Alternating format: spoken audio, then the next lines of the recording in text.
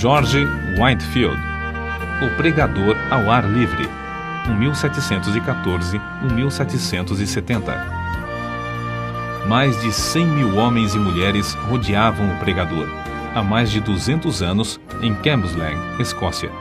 As palavras do sermão, vivificadas pelo Espírito Santo, ouviam-se distintamente em todas as partes que formavam esse mar humano. É-nos difícil fazer uma ideia do vulto da multidão de 10 mil penitentes que responderam ao apelo para se entregarem ao Salvador. Esses acontecimentos servem-nos como um dos poucos exemplos do cumprimento das palavras de Jesus. Na verdade vos digo que aquele que crê em mim também fará as obras que eu faço, e as fará maiores do que estas, porque vou para meu Pai. João, capítulo 14, versículo 12, grifo do autor. Havia como um fogo ardente encerrado nos ossos deste pregador, George Whitefield. Ardia nele um zelo santo de ver todas as pessoas libertas da escravidão do pecado. Durante um período ininterrupto de 28 dias, realizou a incrível façanha de pregar a 10 mil pessoas. Sua voz podia ser ouvida perfeitamente a mais de 1 quilômetro de distância, apesar de ter físico fraco e de sofrer dos pulmões. Não havia prédio no qual coubessem em seus auditórios, e, nos países onde pregou, armava seu púlpito nos campos, fora das cidades. Whitefield merece o título de Príncipe dos Pregadores ao Ar Livre, porque pregava em média 10 vezes por semana, e isso fez durante um período de 34 anos, em grande parte sob o teto construído por Deus, os céus. A vida de George Whitefield foi um milagre. Nasceu em uma taberna de bebidas alcoólicas. Antes de completar 3 anos, seu pai faleceu. Sua mãe casou-se novamente, e a George foi permitido continuar os estudos na escola. Na pensão mantida por sua mãe, fazia a limpeza dos quartos, lavava roupa e vendia bebidas no bar. Por estranho que pareça, já que ainda não era salvo, interessava-se grandemente pelo exame das Escrituras. Lia a Bíblia até alta noite e preparava sermões. Na escola, era conhecido como orador. Sua eloquência era natural e espontânea, um dom extraordinário de Deus. Talento este que possuía sem ele mesmo saber. Custeou os próprios estudos em Pembroke College, Oxford, servindo como garçom em um hotel. Depois de estar algum tempo em Oxford, juntou-se ao grupo de estudantes a que pertenciam João e Carlos Wesley. Passou muito tempo, como os demais do grupo, jejuando e esforçando-se para mortificar a carne a fim de alcançar a salvação. Ele ainda não compreendia que a verdadeira religião é a união da alma com Deus e a formação de Cristo em nós. Acerca da sua salvação, escreveu algum tempo antes de morrer. Todas as vezes que vou a Oxford, sinto-me impelido a ir primeiro a este lugar onde Jesus se revelou a mim, pela primeira vez, e me deu o novo nascimento. Com a saúde abalada, talvez pelo excesso de estudo, George voltou a casa para recuperá-la. Resolvido a não cair no indiferentismo, inaugurou uma classe bíblica para jovens que, como ele, desejavam orar e crescer na graça de Deus. Visitavam diariamente os doentes e os pobres, e frequentemente os prisioneiros nas cadeias, para orar com eles e prestar-lhes qualquer serviço manual que pudessem. George tinha no coração um plano que consistia em preparar 100 sermões e apresentar-se para ser separado para o ministério. Porém, quando havia preparado apenas um sermão, seu zelo era tanto que a igreja insistia em ordená-lo com apenas 21 anos, embora fosse regra não aceitar ninguém para tal cargo com menos de 23 anos. O dia que precedeu sua separação para o ministério, George passou em jejum e oração. Acerca desse fato, ele escreveu: À tarde, retirei-me para um alto, perto da cidade, onde orei com instância durante 2 horas, pedindo em meu favor e também por aqueles que estavam para ser separados comigo. No domingo, levantei-me de madrugada e orei sobre o assunto da epístola de Paulo a Timóteo, especialmente sobre o seguinte preceito: Ninguém despreze a tua mocidade. Quando o ancião me impôs as suas mãos, se meu vil coração não me engana, ofereci todo o meu espírito, alma e corpo para o serviço no santuário de Deus. Posso testificar perante os céus e a terra que dei-me a mim mesmo, quando o ancião me impôs as mãos, para ser um mártir por aquele que foi pregado na cruz em meu lugar. Os lábios de Whitefield foram tocados pelo fogo divino do Espírito Santo durante sua separação para o ministério. No domingo seguinte, naquela época de gelo espiritual, pregou pela primeira vez. Alguns se queixaram de que 15 dos ouvintes enlouqueceram ao ouvirem o sermão. O ancião da igreja, porém, compreendendo o que se passava, respondeu que seria muito bom se os 15 não se esquecessem da sua loucura antes de chegar o outro domingo. Whitefield nunca se esqueceu nem deixou de aplicar a si as seguintes palavras do Dr. Delany: desejo, todas as vezes que subir ao púlpito, considerar essa oportunidade como a última que me é dada de pregar, e a última dada ao povo de ouvir. Alguém assim escreveu sobre uma de suas pregações. Quase nunca pregava sem chorar, e sei que as suas lágrimas eram sinceras. Ouvi-o dizer: vós me censurais porque choro, mas como posso conter-me quando não chorais por vós mesmos, apesar das vossas almas mortais estarem à beira da destruição? Não sabeis se estáis ouvindo o último sermão ou não, ou se jamais tereis outra oportunidade de chegar a Cristo. Chorava às vezes até parecer que estava morto e custava a recuperar as forças. Disse que os corações da maioria dos ouvintes eram derretidos pelo calor intenso de seu espírito, como prata na fornalha do refinador. Quando estudante no colégio de Oxford, seu coração ardia de zelo. Pequenos grupos de alunos se reuniam no seu quarto diariamente, movidos tais quais os discípulos logo depois do derramamento do Espírito Santo no Pentecostes. O Espírito continuou a operar poderosamente nele e por ele durante o resto da sua vida, porque nunca abandonou o costume de buscar a presença de Deus. Separava o dia em 3 partes: 8 horas sozinho com Deus e em estudos, 8 horas para dormir e fazer as refeições, 8 horas para o trabalho entre o povo. De joelhos, lia e orava sobre a leitura das Escrituras, recebendo luz, vida e poder.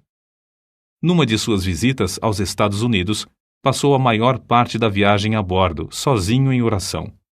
Alguém escreveu sobre ele: seu coração encheu-se tanto dos céus que anelava por um lugar onde pudesse agradecer a Deus, e sozinho, durante horas, chorava comovido pelo amor consumidor do seu Senhor.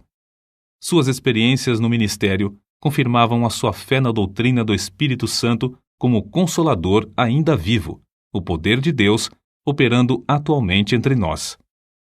A pregação de George Whitefield era feita de forma tão vívida que parecia quase sobrenatural. Conta-se que, certa vez, pregando a alguns marinheiros, descreveu um navio perdido num furacão. Tudo foi apresentado em manifestações tão reais que, quando chegou ao ponto de descrever o barco afundando, alguns marinheiros pularam dos assentos gritando: "As baleeiras! As baleeiras!" Em outro sermão, falou acerca de um cego andando na direção de um precipício desconhecido. A cena foi tão real que, quando o pregador chegou ao ponto de descrever a chegada do cego à beira do profundo abismo, o camareiro mor, Chesterfield, que assistia, deu um pulo gritando: "Meu Deus, ele desapareceu!" O segredo, porém, da grande colheita de almas salvas não era a sua maravilhosa voz nem a sua grande eloquência. Não era também o caso de que o povo tivesse o coração aberto para receber o Evangelho, uma vez que havia, na época, grande decadência espiritual entre os crentes. Também não foi por falta de oposição. Repetidas vezes, Whitefield pregou nos campos porque as igrejas fecharam-lhe as portas. Às vezes, nem os hotéis queriam aceitá-lo como hóspede. Em Basingstoke, foi agredido a pauladas. Em Staffordshire, atiraram-lhe torrões de terra. Em Moorfield, destruíram a mesa que lhe servia de púlpito e arremessaram contra ele o lixo da feira. Em Evesham, as autoridades, antes de seu sermão, ameaçaram prendê-lo se pregasse. Em Exeter, enquanto pregava para 10.000 pessoas, foi apedrejado de tal forma que pensou haver chegado para ele a hora, como o ensanguentado Estevão, de ser imediatamente chamado à presença do mestre. Em outro lugar, Apedrejaram-no novamente até ficar coberto de sangue. Verdadeiramente levava no corpo até a morte as marcas de Jesus. O segredo de tais frutos na sua pregação era o seu amor para com Deus. Ainda muito novo, passava noites inteiras lendo a Bíblia, que muito amava. Depois de se converter, teve a primeira daquelas experiências de sentir-se arrebatado, ficando a sua alma inteiramente aberta, cheia, purificada, iluminada da glória e levada a sacrificar-se inteiramente ao seu Salvador. Desde então, nunca mais foi indiferente em servir a Deus, mas regozijava-se no alvo de trabalhar de toda a sua alma e de todas as suas forças, e de todo o seu entendimento. Só achava interesse nos cultos, tanto é que escreveu para sua mãe dizendo que nunca mais voltaria ao seu emprego. Consagrou a vida completamente a Cristo, e a manifestação exterior daquela vida nunca excedia a sua realidade interior. Portanto, nunca mostrou cansaço, nem diminuiu a marcha durante o resto de sua vida. Apesar de tudo, ele escreveu: "A minha alma era seca como o deserto. Sentia-me como encerrado dentro de uma armadura de ferro. Não podia ajoelhar-me sem estar tomado de grandes soluços e orava até ficar molhado de suor. Só Deus sabe quantas noites fiquei prostrado de cama, gemendo por causa do que sentia e ordenando, em nome de Jesus, que Satanás se apartasse de mim. Outras vezes, passei dias e semanas inteiras prostrados em terra, suplicando para ser liberto dos pensamentos diabólicos que me distraíam. Interesse próprio, rebelião, orgulho e inveja me atormentavam, um após outro, até que resolvi vencê-los ou morrer. Lutei até Deus me conceder vitória sobre eles." George Whitefield considerava-se um peregrino errante no mundo, procurando almas. Nasceu, criou-se e diplomou-se na Inglaterra. Atravessou o Atlântico 13 vezes. Visitou a Escócia 14 vezes. Foi ao país de Gales várias vezes. Visitou uma vez a Holanda. Passou 4 meses em Portugal. Nas Bermudas, ganhou muitas almas para Cristo, como nos demais lugares onde trabalhou. Acerca do que sentiu em uma das viagens à colônia da Geórgia, Whitefield escreveu: "Foram-me concedidas manifestações extraordinárias do alto. Cedo de manhã, ao meio-dia, ao anoitecer e à meia-noite, de fato durante o dia inteiro, o amado Jesus me visitava para renovar-me o coração. Se certas árvores perto de Stonehouse pudessem falar, contariam acerca da doce comunhão que eu e algumas almas amadas desfrutamos ali com Deus, sempre bendito. Às vezes, quando de passeio, a minha alma fazia tais incursões pelas regiões celestes, a qual parecia pronta a abandonar o corpo. Outras vezes, sentia-me tão vencido pela grandeza da majestade infinita de Deus que me prostrava em terra e entregava-lhe a alma, como um papel em branco para ele escrever nela o que desejasse. De uma noite nunca me esquecerei. Relampejava excessivamente. Eu pregara a muitas pessoas e algumas ficaram receosas de voltar a casa. Senti-me dirigido a acompanhá-las e aproveitar o ensejo para as animar a se prepararem para a vinda do Filho do Homem. Oh, que gozo senti na minha alma, depois de voltar enquanto alguns se levantavam das suas camas, assombrados pelos relâmpagos que andavam pelo chão e brilhavam de uma parte do céu até a outra. Eu, com mais um irmão, ficamos no campo adorando, orando, exultando ao nosso Deus e desejando a revelação de Jesus dos céus, uma chama de fogo. Como se pode esperar outra coisa a não ser que as multidões a quem Whitefield pregava fossem levadas a buscar a mesma presença? Na sua biografia, há um grande número de exemplos que bem ilustram tal fato. Oh, quantas lágrimas foram derramadas, com forte clamor pelo amor do querido Senhor Jesus! Alguns desmaiavam e, quando recobravam as forças, ouviam e desmaiavam de novo. Outros gritavam como quem sente a ânsia da morte. E depois de findar o último discurso, eu mesmo senti-me tão vencido pelo amor de Deus que quase fiquei sem vida. Contudo, por fim, revivi, e depois de me alimentar um pouco, estava fortalecido bastante para viajar cerca de 30 quilômetros até Nottingham. No caminho, a alma alegrou-se cantando hinos. Chegamos quase à meia-noite. Depois de nos entregarmos a Deus em oração, deitamo-nos e descansamos na proteção do querido Senhor Jesus. Ó Senhor, jamais existiu amor como o teu. No dia seguinte, em Fog's Manor, a concorrência aos cultos foi tão grande como em Nottingham. O povo ficou tão quebrantado que, por todos os lados, vi pessoas banhadas em lágrimas. A palavra era mais cortante que espada de dois gumes, e os gritos e gemidos alcançavam o coração mais endurecido. Alguns tinham semblantes pálidos como a palidez de morte, outros torciam as mãos, cheios de angústia. Ainda outros foram prostrados ao chão, ao passo que outros caíam e eram aparados nos braços de amigos. A maior parte do povo levantava os olhos para os céus, clamando e pedindo a misericórdia de Deus. Eu, enquanto os contemplava, só podia pensar em uma coisa: o grande dia. Pareciam pessoas acordadas pela última trombeta, saindo dos seus túmulos para o juízo. O poder da presença divina nos acompanhou até Basking Ridge, onde os arrependidos choravam e os salvos oravam lado a lado. O indiferentismo de muitos transformou-se em assombro, e o assombro, depois, em grande alegria. Alcançou indivíduos das mais diversas classes, idades e tipos de conduta. A embriaguez foi abandonada por aqueles que eram dominados por esse vício. Os que haviam praticado qualquer ato de injustiça foram tomados de remorso. Os que tinham furtado foram constrangidos a fazer restituição. Os vingativos pediram perdão. Os pastores ficaram ligados ao seu povo por um vínculo mais forte de compaixão. O culto familiar foi iniciado nos lares. Os homens foram levados a estudar a palavra de Deus e a ter comunhão com o Pai nos céus. Mas não foram somente nos países populosos que o povo afluiu para ouvi-lo. Nos Estados Unidos, quando eram ainda um país novo, ajuntaram-se grandes multidões dos que moravam longe uns dos outros nas florestas. O famoso Benjamin Franklin, no seu jornal, assim noticiou essas reuniões. Quinta-feira, o reverendo Whitefield partiu de nossa cidade acompanhado de 150 pessoas a cavalo, com destino a Chester, onde pregou a 7.000 ouvintes, mais ou menos. Sexta-feira, pregou 2 vezes em Williamstown, a quase 5.000. No sábado, em Newcastle, pregou a cerca de 2.500. E na tarde do mesmo dia, em Christiana Bridge, pregou a quase 3.000. No domingo, em White Clay Creek, pregou 2 vezes, descansando uma meia hora entre os sermões, a 8.000 pessoas, das quais cerca de 3.000 tinha vindo a cavalo. Choveu a maior parte do tempo, porém, todos se conservaram em pé, ao ar livre.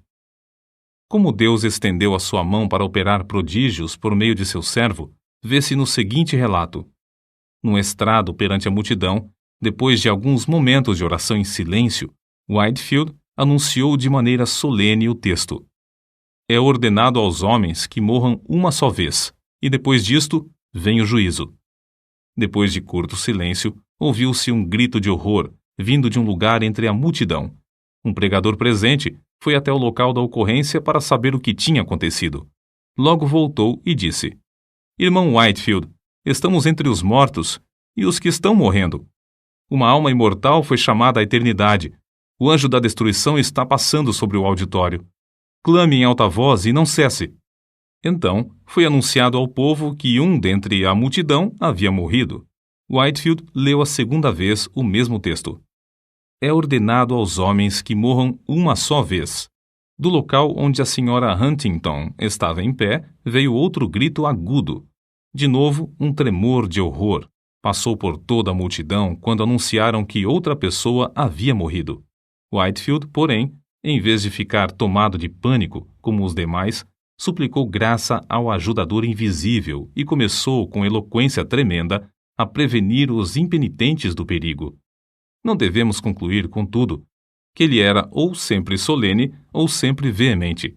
Nunca houve quem experimentasse mais formas de pregar do que ele. Apesar de sua grande obra, não se pode acusar Whitefield de procurar fama ou riquezas terrestres. Sentia fome e sede da simplicidade e sinceridade divinas. Dominava todos os seus interesses e os transformava para a glória do reino do seu Senhor. Não ajuntou ao redor de si os seus convertidos para formar outra denominação, como alguns esperavam. Não, apenas dava todo o seu ser, mas queria mais línguas, mais corpos, mais almas a usar para o Senhor Jesus. A maior parte de suas viagens à América do Norte foram feitas em prol do orfanato que fundara na colônia da Geórgia. Vivia na pobreza e esforçava-se para granjear o necessário para o orfanato. Amava os órfãos ternamente, escrevendo-lhes cartas e dirigindo-se a cada um pelo nome. Para muitas dessas crianças, ele era o único pai, o único meio de elas terem o sustento. Fez uma grande parte da sua obra evangelística entre os órfãos e quase todos permaneceram crentes fiéis, sendo que um bom número deles tornaram-se ministros do Evangelho. Whitefield não era de físico robusto. Desde a mocidade, sofria quase constantemente, anelando, muitas vezes, partir e estar com Cristo. A maior parte dos pregadores acha impossível ministrar quando estão enfermos como ele. Assim foi que, aos 65 anos de idade, durante sua 7ª viagem à América do Norte, findou a sua carreira na Terra, uma vida escondida com Cristo em Deus e derramada num sacrifício de amor pelos homens. No dia anterior ao seu falecimento, teve de esforçar-se para ficar em pé. Porém, ao levantar-se em Exeter, perante um auditório demasiado grande para caber em qualquer prédio, o poder de Deus veio sobre ele. Whitefield pregou como de costume durante 2 horas. Um dos que lhe assistiram disse que seu rosto brilhava como o sol. O fogo aceso no seu coração, no dia da oração e do jejum, quando da sua separação para o ministério, ardeu até dentro dos seus ossos e nunca se apagou. Jeremias, capítulo 20, versículo 9. Certo homem eminente dissera a Whitefield: "Não espero que Deus chame o irmão breve para o lar eterno, mas, quando isso acontecer, regozijar-me-ei ao ouvir o seu testemunho." O pregador respondeu: "Então ficará desapontado, morrerei calado. A vontade de Deus é dar-me tantos ensejos para testificar dele durante minha vida, que não me serão dados outros na hora da morte." E sua morte ocorreu como predissera. Depois do sermão, em Exeter, foi a Newburyport para passar a noite na casa do pastor. Ao subir para o quarto de dormir, virou-se na escada e, com a vela na mão, proferiu uma curta mensagem aos amigos que ali estavam e insistiam em que pregasse. Às 2 horas da madrugada, acordou. Faltava-lhe o fôlego. Pronunciou para o seu companheiro as suas últimas palavras na terra: "Estou morrendo." No seu enterro, os sinos das igrejas de Newburyport dobraram e as bandeiras ficaram a meia haste. Ministros de toda a parte vieram assistir aos funerais. Milhares de pessoas não conseguiram chegar perto da porta da igreja por causa da imensa multidão. Conforme seu pedido, foi enterrado sob o púlpito da igreja. Se quisermos ter os mesmos frutos, ver milhares salvos, como George Whitefield os teve, temos de seguir o seu exemplo de oração e dedicação. Alguém pensa que é tarefa demais? Que diria George Whitefield agora, junto aos que levou a Cristo, se lhe fizéssemos essa pergunta?